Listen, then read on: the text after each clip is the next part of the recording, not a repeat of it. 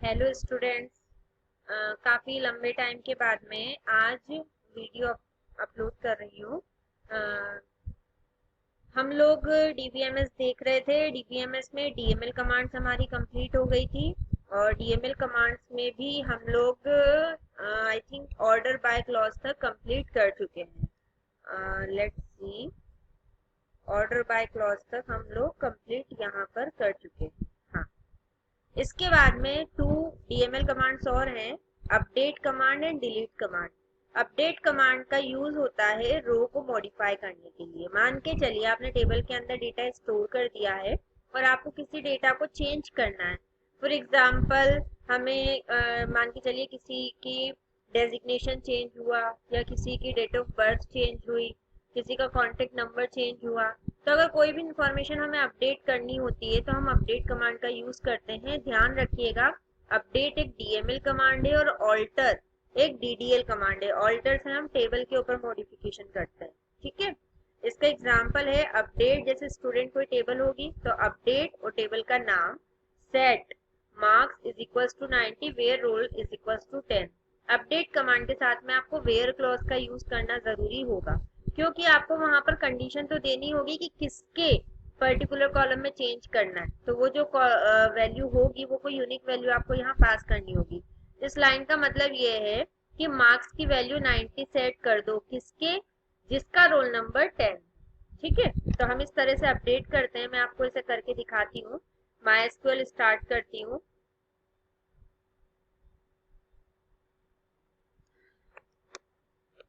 हम एम्प्लॉय नाम का जो डेटाबेस है उसे एक्सेस कर रहे हैं और इसके अंदर हम टू टेबल्स के ऊपर काम कर रहे थे, एम और जॉब।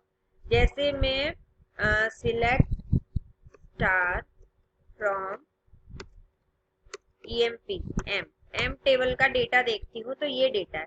अब मान के चलिए मुझे यहाँ पर ये जो राजेश जैन है, मतलब जिसका एम्प आईडी क्या हो, E7 हो, इसकी जो सेल्स है ये 12 लाख से मुझे मुझे 20 लाख करना है। जैसे जो राजेश जैन है इसकी 20 लाख मुझे सेल करना है। तो मैं क्या करूंगी, अपडेट कमांड का यूज करूंगी। अपडेट टेबल का नाम, ईएमपी टेबल का नाम है, सेट, क्या सेट करना है, सेल्स की वैल्यू सेट करना है, मुझे करना है 20 लाख। ठीक है, set sales is equals to 20 lakh. अब किसकी? तो वेयर, जहां पर emp ID is equals to कितनी हो, E7 हो। एक चीज ध्यान रखिएगा, जितनी भी स्ट्रिंग की वैल्यूज होंगी वो कोट्स में दी जाएंगी। आप सिंगल या डबल दोनों में से किसी भी कोट का यूज कर सकते हैं। And semicolon. आप देखिए मैं एंटर करती हूँ, कह रहा है क्वेरी ओके। इसका मतलब ये कि एग्जीक्यूशन हो चुका है। हम उसे चेक करते हैं कि क्या सच में चेंजेस हो गया है। यस, हो गया है। ये बाय मिस्टेक मुझसे 20 लाख की जगह पे 2 लाख दिख गया है। कोई प्रॉब्लम नहीं है, लेकिन आप ये देखिए कि यहाँ पर अपडेशन तो हो गया ना। तो आप किसी भी रो के अंदर अपडेट कर सकते हो डेटा को यूजिंग अपडेट कमांड।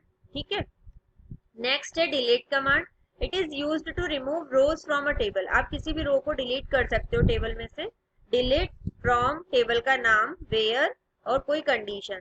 जैसे मान के चलिए इसके अंदर हम डिलीट करें, किसे करें, इसे करते हैं, राजेश जैन को ही करते हैं जिसका एम्प आईडी E7 है। तो हम क्या करेंगे, डिलीट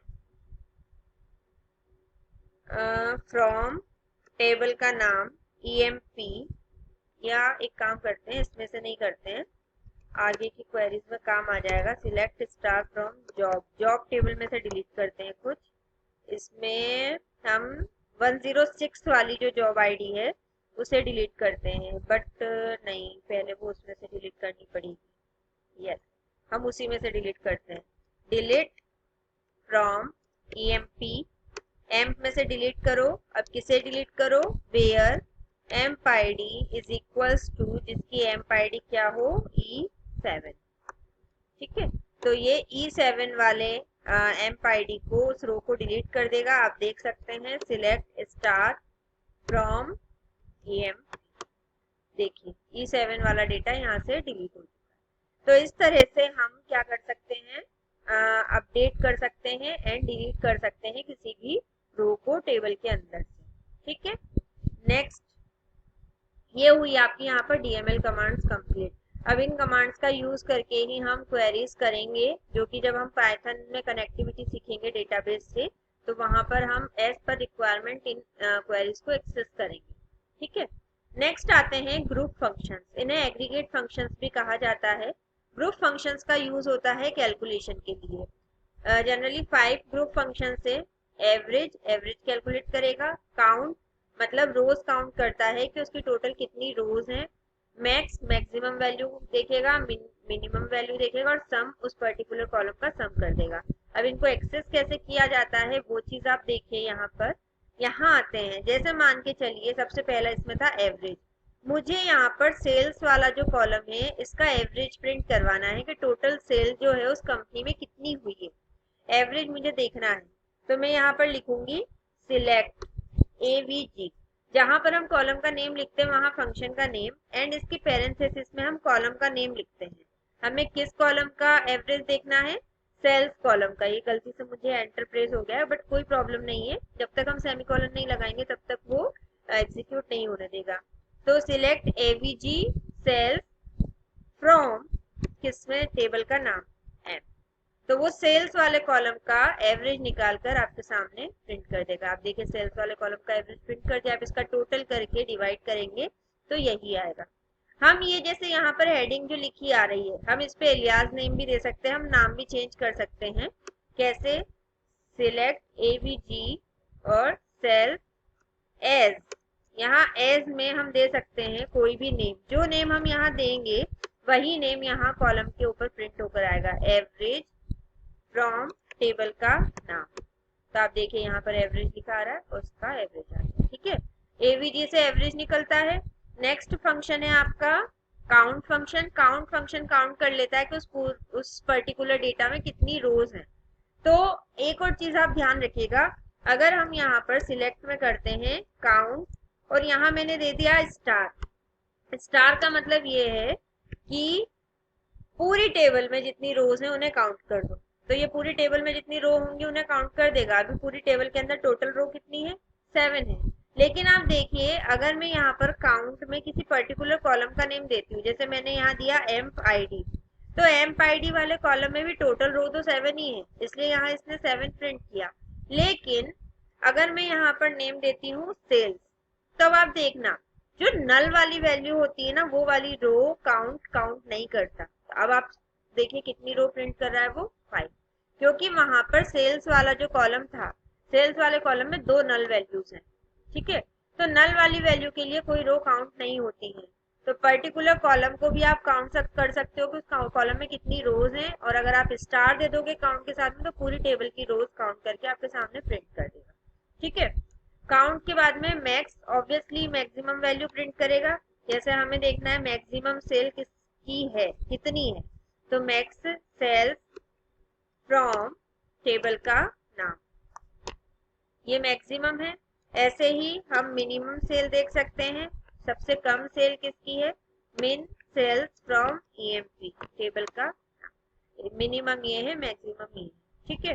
नेक्स्ट है सम। अगर आपको पूरी जो सेल है उसका सम देखना है कि टोटल सेल कितनी की हो गई है हमारी कंपनी में, तो सिलेक्ट सम।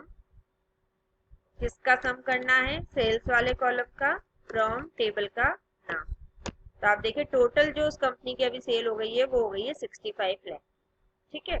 तो इस तरह से इन एग्रीगेट फंक्शंस का यूज कर सकते हैं हम कैलकुलेशन करने के लिए। हम देखना चाहते हैं टोटल कितने की सेल हो गई है, कितनी मैक्सिमम सेल हुई है, कितनी मिनिमम सेल हुई है। ठीक है। तो ये सारी चीजें हम करके देख सकते हैं ग्रुप फंक्शंस का यूज करके। नेक्स्ट है group by clause. This clause is used in select statements to divide the table into groups. Group by जो क्लोज होता है इसका यूज हम सिलेक्ट स्टेटमेंट के साथ में करते हैं, जिससे कि हम टेबल को ग्रुप्स में डिवाइड कर सकें। एक्चुअल में ग्रुप में डिवाइड करने की क्या जरूरत पड़ती है, आप देखिए यहाँ पर मैं एम टेबल को दोबारा से शो करती हूँ। Select star from EMP, M table का डेटा हमने देखा। अब मान लीजिए मुझे यहाँ पर काउंट करना है कि 101 जॉब आईडी के कितने मेंबर्स हैं, 102 जॉब आईडी के कितने मेंबर्स है, 103 जॉब आईडी के कितने मेंबर्स है, 105 के कितने मेंबर्स है। मतलब मुझे ये जो ग्रुप फंक्शंस थे, एग्रीगेट फंक्शंस थे, उन्हें अप्लाई करना है, लेकिन ग्रुप में करना है। और ग्रुपिंग करनी है मुझे किसके अकॉर्डिंग, जॉब आईडी के अकॉर्डिंग। मतलब 101 के लिए अलग काउंट हो, 102 के लिए अलग हो, 103 के लिए अलग हो, 105 के लिए अलग हो। अगर ग्रुप में हमें अगर कोई काम करना होता है तो उसके लिए हम ग्रुप बाय क्लॉज का यूज करते हैं। और ग्रुप बाय क्लॉज का जनरली जो यूज होता है वो होता है ग्रुप फंक्शंस के साथ में ही है, क्योंकि हम कोई ऐसा काम उसके ऊपर कर रहे होते हैं, कोई फंक्शन अप्लाई कर रहे होते हैं जो कि हमें ग्रुप में करना होता है। ठीक है, जैसे आपको सम करना है, लेकिन सम सिर्फ 101 जॉब आईडी का अलग करना है, 102 का अलग करना है, 103 का अलग करना है, मतलब ग्रुप में कोई काम करना हो। जैसे मान के चलिए मेरे पास में एक टेबल है स्टूडेंट की, जिसमें 10th के भी स्टूडेंट है, 11th के भी है, 12th के भी हैं, तीनों क्लासेस के हैं। लेकिन मान लो मुझे मैक्सिमम देखना है कि हाईएस्ट किसके मार्क्स हैं, तो अगर मैं किसी कॉलम पे मैक्सिमम अप्लाई करूंगी तो वो हाईएस्ट उस कॉलम में जो होगा वो आपके सामने प्रिंट करेगा। बट उसमें ये चेक नहीं होगा कि वो 10th का, 11th का या 12th का है। जो उन तीनों क्लासेस में से हाईएस्ट होगा वो आपके सामने प्रिंट हो जाएगा। मान लो मुझे 10th में हाईएस्ट अलग देखना है, 11th में अलग हाईएस्ट देखना है, 12th में अलग देखना है। तो अगर आपको अलग अलग ग्रुप में देखना है तो फिर आप ग्रुप बाय क्लॉज का यूज करोगे। उसका यूज कैसे होता है वो देखो, वो सिलेक्ट स्टेटमेंट के साथ में होता है। जैसे हमने यहाँ पर लिखा सिलेक्ट, हम हमें सिलेक्ट यहाँ पर करना है, जनरली एम्प आईडी वाला कॉलम हम प्रिंट करवाना चाहते हैं, एम्प्लॉय नेम वाला कॉलम हम प्रिंट करवाना चाहते हैं, और जॉब आईडी वाला कॉलम हम प्रिंट करवाना चाहते हैं। ये तीन कॉलम्स हम प्रिंट करवाना चाहते हैं। ठीक है, कौन कौन से, amp ID, emp name and job ID. ठीक है, जिसके अंदर हमें काउंट करना है स्टार, मतलब जो टेबल में रोज हो वो हम काउंट कर ले। आप स्टार भी दे सकते हो और आप यहाँ पर किसी पर्टिकुलर कॉलम का भी नेम दे सकते हो। जैसे मुझे जॉब आईडी वाले रोज को काउंट करना है तो count job ID. From table का नाम ईएमपी, ग्रुप बाय, और ग्रुपिंग मुझे किसके ऊपर करनी है, जॉब आईडी वाले कॉलम पे ग्रुपिंग करनी है, क्योंकि मुझे 101 अलग करना है, 102 अलग करना है, 103 और 105 ये अलग अलग करने हैं।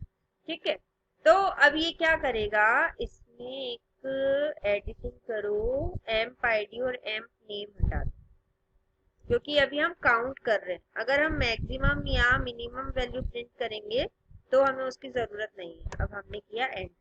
अब आप देखो ये आपको बता देगा कि पर्टिकुलर जॉब आईडी की कितनी रोज है। 101 कितने टाइम है, 2 टाइम है, 102 की 1 रो है, 103 की 3 रो है, एंड 105 की 1 रो है। आया समझ में, उसने काउंट कर दिया। अब मान लीजिए मुझे देखना है कि 101 जो है, 101, 102, 103, 105, मुझे मैक्सिमम देखना है सेल। अभी हमने मैक्सिमम देखा था इस तरह से, सिलेक्ट मैक्स, देखो सेल्स वाले कॉलम में फ्रॉम टेबल का नाम, हमने यही तो किया था। तो इसने उस पूरे कॉलम के अंदर जो मैक्सिमम था वो प्रिंट कर दिया था। लेकिन अब मुझे ग्रुप में मैक्सिमम देखना है, मतलब मुझे देखना है कि 101 आईडी जिन जिन लोगों की है उनमें मैक्सिमम किसका है। जैसे सुमित सिन्हा और विजय सिंह में से, दोनों में से मैक्सिमम किसकी वैल्यू है। 102 की मैक्सिमम अलग देखनी है, 103 की अलग देखनी है, 105 की। मतलब अब मुझे मैक्सिमम देखना जरूर है लेकिन ग्रुप में देखना है, और वो ग्रुपिंग होगी जॉब आईडी के अकॉर्डिंग। तो फिर मैं ग्रुप बाय क्लॉज का यूज करूंगी। कैसे करूंगी, सिलेक्ट, जैसे मुझे अब मैं लिख सकती हूँ यहाँ पर जॉब आईडी वाला कॉलम प्रिंट हो, नेम वाला कॉलम प्रिंट हो, ईएमपी नेम वाला कॉलम प्रिंट हो, और उसकी सेल्स प्रिंट हो। सेल्स भी प्रिंट हो लेकिन उसकी मैक्सिमम सेल्स प्रिंट। ठीक है, जॉब आईडी प्रिंट हो, उस पर्टिकुलर बंदे का नाम प्रिंट हो जिसकी मैक्सिमम हो, और मैक्सिमम सेल्स, सेल्स वाले कॉलम में मैक्स जो मैक्सिमम हो वो प्रिंट हो। फ्रॉम टेबल का नाम एम, लेकिन यहाँ पर ग्रुप कर दो, ग्रुप बाय कर दो जॉब आईडी। अब आप देखो जॉब आईडी 101 में जो मैक्सिमम है वो है सुमित सिन्हा, उसकी सेल है 13,000 में। दोबारा से एक बार ये वाली प्रिंट कर देती हूँ जिससे कंपेयर हम कर लेंगे। आप देखो 101 में जो मैक्सिमम सेल थी वो थी 13 लाख, तो 13 लाख आ गया। 102 में सिर्फ एक ही थी इसलिए मैक्सिमम इसने इसी को दिया। 103 में एक 14 लाख थी, एक थी 14 लाख 50,000, तो उसने 14,50,000 कर दिया। 105 में कोई सेल ही नहीं थी, नल थी, इसलिए उसने नल कर दिया। तो इस तरह से हम ग्रुप में मैक्सिमम सेल देख सकते हैं। ठीक है। अगर हमें ग्रुपिंग में कोई काम करना है, टेबल को ग्रुप में डिवाइड करके कोई काम करना है, तो हम ग्रुप बाय क्लॉज का यूज करते हैं। ठीक है। आप जितने भी ग्रुपिंग फंक्शंस अगर आप ग्रुप में अप्लाई करना चाहते हो तो वहाँ आपको ग्रुप बाय यूज करना ही करना है। अब हैविंग क्लॉज देखते हैं। हैविंग क्लॉज का जो यूज है वो ग्रुप बाय क्लॉज के साथ में ही होता है। हैविंग क्लॉज ग्रुप बाय के साथ में कंडीशन देने के लिए यूज होता है।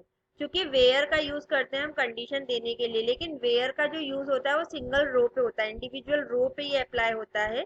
हैविंग जो होता है वो ग्रुप्स के ऊपर अप्लाई होता है। आप ग्रुप बाय के साथ में डायरेक्टली वेयर क्लॉज का यूज नहीं कर पाएंगे।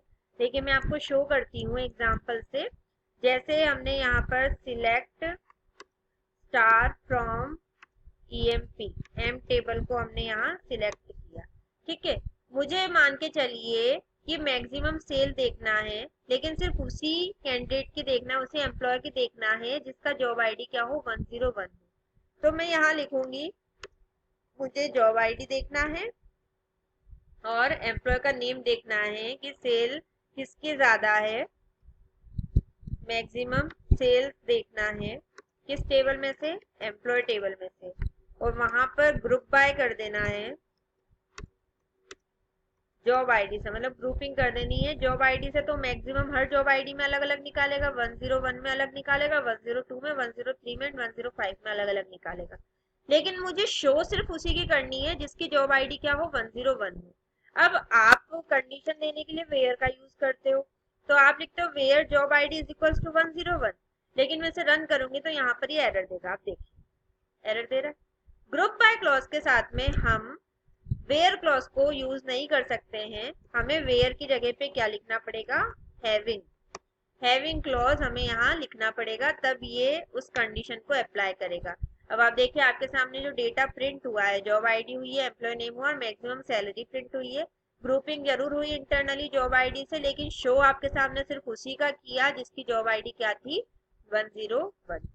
तो अगर आप ग्रुप क्लॉज के साथ में कोई कंडीशन देना चाहते हैं, आपको रिक्वायरमेंट है वेयर क्लॉज की, तो आप वेयर की जगह पे हैविंग का यूज करेंगे।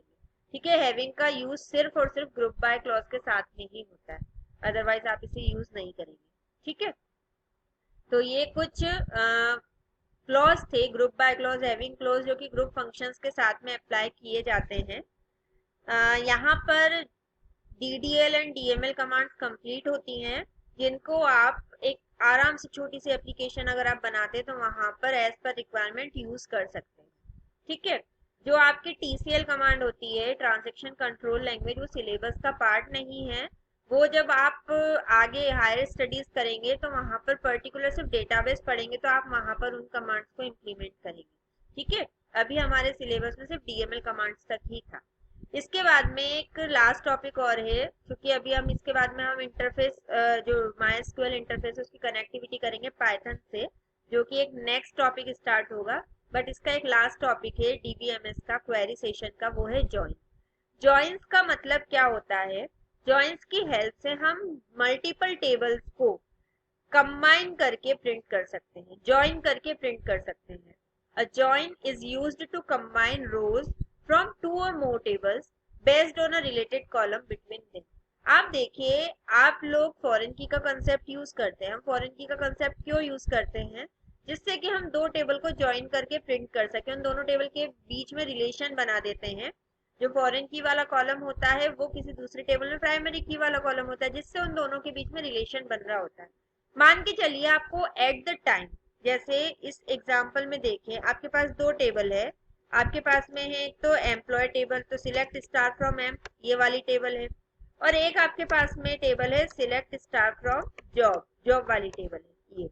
अब मान के चलिए मुझे इन दोनों टेबल को कंबाइन करके प्रिंट करना है। कंबाइन करके मतलब ये है कि ये वाली भी पूरी टेबल हो और ये भी पूरी टेबल हो। जॉब आईडी एक ऐसा कॉलम है जिससे दोनों टेबल एक दूसरे से रिलेट करती है। मतलब अगर आपको विजय सिंह का जॉब टाइटल देखना है तो आप इसकी जॉब आईडी से ही तो देखोगे, 101 से ही तो देखोगे। तो अगर मुझे इन्हें कंबाइन करना है तो मैं इसका एक देसी तरीका है वैसे लिखूंगी। कैसे लिखूंगी, सिलेक्ट, मुझे एक एक कॉलम का नेम यहाँ लिखना पड़ेगा, emp ID, emp name, sales. अब चूंकि जॉब आईडी आप देखें दोनों टेबल्स में कॉलम सेम है, यहाँ भी जॉब आईडी और यहाँ भी जॉब आईडी है, तो आपको यहाँ टेबल के नेम के साथ में उसे लिखना पड़ेगा। अगर आप एम्प का जॉब आईडी प्रिंट करवाना चाहते हो तो एम्प डॉट जॉब आईडी लिखोगे, और अगर आप यहाँ जॉब टेबल का जॉब आईडी चाहते हो तो job table job dot job ID लिखोगे। ऐसे ही जॉब टाइटल, जो कॉलम्स यूनिक होते हैं उन्हें हम डायरेक्टली दे सकते हैं। सैलरी, हमने इन इन कॉलम्स को सिलेक्ट किए। अब कहाँ से सिलेक्ट किए, उसके अंदर एम्प्लॉय टेबल भी है, फ्रॉम एम्प कॉमा, और जॉब वाली टेबल भी है। अब चूंकि यहाँ इन दोनों टेबल्स में रिलेशन है एक कॉलम से जॉब आईडी से, तो प्रिंट सिर्फ उसी का हो, मतलब वेयर कंडीशन देनी होगी, प्रिंट उसी का हो जिसमें एम्प्लॉय का जो जॉब आईडी है वो इक्वल हो जॉब के जॉब आईडी वाले कॉलम से। तो आप देखिए आपके सामने जो टेबल प्रिंट होगी दोनों को ज्वाइन करके प्रिंट हो गई। यहाँ पर जॉब आईडी वाला कॉलम आ गया, ठीक है। अब आप आराम से देख सकते हो कि सुमित सिन्हा का जॉब टाइटल क्या है, प्रेसिडेंट है, और इसकी सैलरी कितनी होगी, ये होगी। दोनों टेबल्स कंबाइन होकर आपके सामने प्रिंट हो गई। इसी को जॉइनिंग ऑपरेशन कहा जाता है, जो कि हमने मैनुअली किया है, हर चीज को यहाँ पर मेंशन करके किया है। कुछ पहले से बने हुए ज्वाइन करने के लिए कीवर्ड्स हैं, उन कीवर्ड्स का यूज करके हम मल्टीपल टेबल्स को ज्वाइन कर सकते हैं। ज्वाइंस वैसे बहुत टाइप्स के होते हैं, बट जनरली हम जो मेन होते हैं, जो हम फ्रिक्वेंटली यूज कर सकते हैं, वो मैं यहाँ पर बता रही हूँ। फर्स्ट है इक्वी ज्वाइन, जिसे इनर ज्वाइन भी कहा जाता है। SQL equi join performs a join against equality और matching columns values of the associated tables. An equal sign is used as comparison operator in the where clause to refer equality.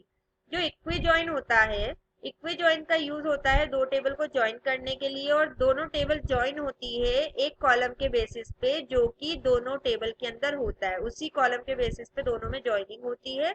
और यहाँ पर जो joining होगी वो उसका comparison होता है इस इक्वल कंपैरिजन ऑपरेटर से, देन आपके सामने डेटा शो होता है, जैसा जो मैंने अभी आपके सामने करके दिखाया।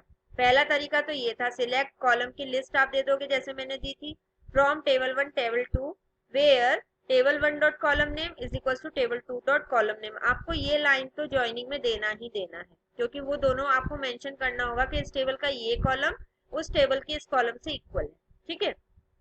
इसी को इक्वी ज्वाइन बोला जाता है, जो मैंने आपको अभी यहाँ करके दिखाया, ठीक है। अब इसको हम एक ज्वाइन कीवर्ड से भी कर सकते हैं, हमें इतना सारा लिखने की जरूरत नहीं है। हम यहाँ सिलेक्ट में कॉलम लिस्ट सिलेक्ट कर लें, फ्रॉम टेबल 1, आपको टेबल 1 को ज्वाइन करना है किससे, टेबल 2 से, तो फ्रॉम टेबल 1 ज्वाइन टेबल 2, और कंडीशन देनी होगी ऑन कीवर्ड का यूज करके, on table 1 dot I D is equal to table 2 dot I D. आप देखिए मैं यहाँ आपको करके दिखाती हूँ, जिससे कि आपको ये चीज और क्लियर हो जाएगी। हम यहाँ लिखेंगे सिलेक्ट, सभी सिलेक्ट करो, सिलेक्ट स्टार फ्रॉम टेबल का नाम EMP एम टेबल से, बट इसके साथ में ज्वाइन कर दो, एम टेबल के साथ में ज्वाइन कर दो, किससे कर दो, जॉब वाली टेबल को ज्वाइन कर दो, एम के साथ में ज्वाइन कर दो जॉब टेबल को, किस बेसिस पे, ऑन इस बेसिस पे M dot job ID is equals to job dot job ID. आप ये चीज ध्यान रखिएगा, जो इक्वी ज्वाइन या इनर ज्वाइन होता है वहां पर हमें ये वाली कंडीशन देना जरूरी है, मतलब कंपैरिजन ऑपरेटर इक्वलिटी ऑपरेटर का यूज करना जरूरी है। आप एंटर करिए, देखिए आपके सामने पूरा डेटा आ गया। लेकिन अब इसमें आपने यहाँ लिखा था सिलेक्ट स्टार, तो इस स्टार के कारण से उसने दोनों टेबल के सारे कॉलम्स आपके सामने प्रिंट किए हैं, तो उससे आप देखिए जॉब आईडी वाला जो कॉलम है वो 2 बार आ रहा है, रिपीट हो रहा है, ये इसका एक लिमिटेशन है। उसके लिए या तो आप ये करिए कि यहाँ पर मैनुअली कॉलम्स के नेम दीजिए, तो ऑब्वियसली जब जॉब आईडी वाला कॉलम यहाँ एक बार लिखा होगा तो वो एक ही बार प्रिंट करेगा। लेकिन अगर आपने स्टार लिख दिया और ज्वाइन से ज्वाइन किया है तो वो पूरे टेबल को प्रिंट करेगा, ठीक है। ये इक्वी ज्वाइन है। इस चीज को रिमूव किया है नेचुरल ज्वाइन ने। नेचुरल ज्वाइन को आप आउटर ज्वाइन भी कह सकते हो। आप चाहते हो कि टेबल पूरी ज्वाइन होके प्रिंट हो, लेकिन जो कॉलम दोनों टेबल्स में कॉमन है वो सिर्फ एक ही बार प्रिंट हो, मतलब जॉब आईडी वाला जो कॉलम है वो सिर्फ 1 टाइम प्रिंट हो। तो आप क्या लिखोगे यहाँ पर, ये कंडीशन वगैरह सब हटा दोगे, बस आप लिख दोगे सिलेक्ट स्टार फ्रॉम एम्प, इसका नेचुरल ज्वाइन कर दो, नेचुरल ज्वाइन किसके साथ में हमें करना है, जॉब वाली टेबल के साथ में। नेचुरल ज्वाइन के साथ में आपको कोई कंडीशन देने की जरूरत नहीं होती है, सिंपल सा स्टेटमेंट होता है, select star from M, M table को सिलेक्ट करो, उसका ज्वाइनिंग कर दो किस टेबल के साथ में, जॉब टेबल के साथ में। तो आप देखिए ये वाली सेल्स तक की आपकी एम टेबल थी और ये आपकी जॉब टेबल थी और दोनों की ज्वाइनिंग होके डेटा आपके सामने प्रिंट हो रहा है। देखो जॉब आईडी जो टेबल है, जो ज्वाइनिंग हुई है वो इस कॉलम के बेसिस पे हुई है, इसीलिए ये कॉलम पहले ही दिया हुआ है और इस कॉलम का कोई रिपीटेशन नहीं है। ठीक है, जो नेचुरल ज्वाइन है उसका वो ये है, दोनों टेबल को मर्ज करके और आपके सामने उसने प्रिंट कर दिया। ठीक है, तो ये नेचुरल ज्वाइन होता है, सबसे ज्यादा यूज जो होता है वो यही होता है, नेचुरल ज्वाइन ही होता है। अब इसके अंदर हम पूरी इंफॉर्मेशन देख सकते हैं कि सुमित सिन्हा की सैलरी कितनी है, अजय राजपाल की सैलरी कितनी है और अमित सिंह की सैलरी कितनी है, तो हम ये सारी चीजें यहाँ पर इजीली देख सकते हैं। ठीक है, तो जनरली ये दो ज्वाइनिंग के ऑपरेशन से जो आप यूज करोगे, इक्वी ज्वाइन, इनर ज्वाइन बता दिया मैंने, एक नेचुरल ज्वाइन हो गया, ये भी मैंने आपको बता दिया। इसके अलावा दो ज्वाइन और होते हैं, लेफ्ट ज्वाइन होता है, राइट ज्वाइन होता है, उसे मैं मैनुअली बता देती हूँ बट उसका इतना ज्यादा यूज नहीं होता है। जैसे आपने यहाँ पर ज्वाइन किया, इस ज्वाइन के आगे अगर मैं लिख दूंगी left join, select star from M, left join job on M dot job ID, और इसका मतलब ये है लेफ्ट ज्वाइन में कि जॉब टेबल में जितने कॉलम्स हैं, जो भी डेटा है, जितना मैच हो जाता है एम टेबल से वो तो प्रिंट होना ही होना है, और जितना मैच नहीं होगा जॉब में से वो आपके सामने प्रिंट नहीं होगा, सिर्फ एम का प्रिंट होगा। इस क्वेरी के पहले मैं एक इजी क्वेरी पहले दोनों टेबल आपके सामने शो कर दूँ जिससे कि क्लियर हो जाएगा। Select star from M, select star from job. ठीक है, अब आप ये देखना यहाँ पर 101 है, 2 है, 3 है, 4 है, 5 एंड 6 है, बट यहाँ जो जॉब आईडी है वो 102, 3 और 5 है, ना तो 4 है और ना 6 है। अब अगर मैं यहाँ क्वेरी लिखती हूँ select star from M, left join job on, condition आपको यहाँ भी देनी पड़ेगी, emp dot job ID is equals to job dot job ID. ठीक है, अब आप देखो लेफ्ट ज्वाइन मतलब ये है कि अगर इस लेफ्ट ज्वाइन के लेफ्ट में देखा जाए तो कौन सी टेबल है, ईएमपी, और राइट में जॉब टेबल है, तो जो लेफ्ट वाली टेबल है वो तो पूरी प्रिंट होगी चाहे मैच हो वैल्यू चाहे ना हो, और जो राइट वाली टेबल है उसकी सिर्फ वही डेटा प्रिंट होगा जो मैच हो रहा होगा। मतलब जो जॉब वाली टेबल है ना उसमें से सिर्फ 101 प्रिंट होगा, 102 होगा, 103 होगा एंड 105 होगा। जो 104 और 106 है इसके डेटा के, इसके सारे कॉलम्स में नल नल लिखा आ जाएगा, सिर्फ जो डेटा मैच होता है सिर्फ वही शो होगा एम टेबल के साथ में, और एम टेबल पूरी शो होगी क्योंकि वो लेफ्ट है, यहाँ आपने लेफ्ट ज्वाइन ही कर रखा है। आप एंटर करो, देखो ये आपकी यहाँ तक की ये एम टेबल है जो कि पूरी शो हो रही है, पूरी है, ये नल था ही, लेकिन जॉब वाली टेबल है आपकी, यहाँ पर सिर्फ वही डेटा शो हो रहा है, वही डेटा जो कि 10 जो मैच हो रहा था, वही चीज मैंने बोली, जो जॉब टेबल में से मैच होगा सिर्फ वही डेटा आपके सामने शो होगा। देखो 101, 103, 105, 4 और 6 वाला कोई भी यहाँ शो नहीं हुआ। इसी की जगह पे अगर मैं राइट ज्वाइन करती हूँ तो अब ये क्या करेगा, एम्प वाले में से सिर्फ उन्हीं को शो करेगा जो जॉब वाले में से मैच कर रहा होगा, लेकिन जॉब वाली जो टेबल होगी वो पूरी शो करेगा आपके सामने। आप इसको एंटर करके देखिए, क्लियर होगा। आप देखो ये जॉब आईडी तक एम्प वाली टेबल है, अब इसमें डेटा वही शो हो रहा था जो जो मैच हुआ, और जो मैच नहीं हो रहा था जैसे कि ये वाली वैल्यू 104 का यहाँ कोई एम्प्लॉय था नहीं, जॉब आईडी यहाँ थी नहीं, 106 की कोई जॉब आईडी नहीं थी, तो आप देखिए उसकी जगह पे नल नल आ गया, लेकिन जॉब वाली जो टेबल है वो पूरी शो हुई है। जब हम लेफ्ट ज्वाइन लेंगे तो उसकी जो लेफ्ट वाली टेबल है, एम्प लेफ्ट थी तो वो लेफ्ट वाली टेबल पूरी शो होगी, लेकिन जो जॉब वाली टेबल थी राइट वाली उसमें से सिर्फ जो डेटा मैच हो रहा है सिर्फ उसी को शो करेगा। और यहीं अगर हम राइट ज्वाइन लिख देंगे तो उसके राइट में कौन सी टेबल है, जॉब वाली है, तो जॉब वाली टेबल तो वो कंप्लीट प्रिंट करेगा as it is, but left वाली जो टेबल होगी ईएमपी वाली उसमें से सिर्फ वही डेटा प्रिंट करेगा जो मैच कर रहा होगा, बाकी सभी के ऊपर वो नल नल करके प्रिंट कर देगा, उसके लिए कोई वैल्यू प्रिंट नहीं करेगा। ठीक है, मान के चलिए अगर वो तो हमने कोई वैल्यू नहीं दी थी, अगर हम यहाँ कोई वैल्यू भी दे देते ना तो भी वो नल नल प्रिंट करता। आप एक बार इसे खुद मैनुअली करके देखिएगा, बट इसमें जो इम्पोर्टेंट है वो इक्वी ज्वाइन और नेचुरल ज्वाइन है। इसके अलावा अगर कोई भी डाउट होता है तो फिर आप मुझसे क्लियर कर लेना। यहाँ आपकी क्वेरी सेशन कंप्लीट होता है। अब इनके बेसिस पे कुछ क्वेश्चंस मैं आपको सेंड करूंगी, उन क्वेश्चंस को करके देखिएगा। आपको क्वेरी लिखना आना चाहिए मेनली, ठीक है। अब नेक्स्ट वीडियो होगी मेरी डेटाबेस कनेक्टिविटी की, तो उसे आगे कंटिन्यू करेंगे, बट पहले ये चैप्टर